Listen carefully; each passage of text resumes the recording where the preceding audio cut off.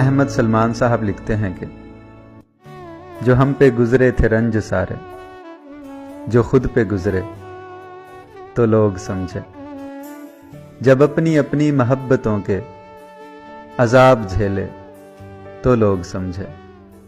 وہ جن درختوں کی چھاؤں میں سے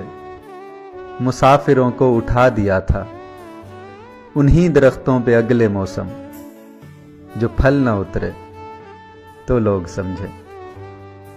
اسے ایک کچی سی عمر والی کہ فلسفے کو کوئی نہ سمجھا، جب اس کے کمرے سے لاش نکلی خطوط نکلے تو لوگ سمجھے،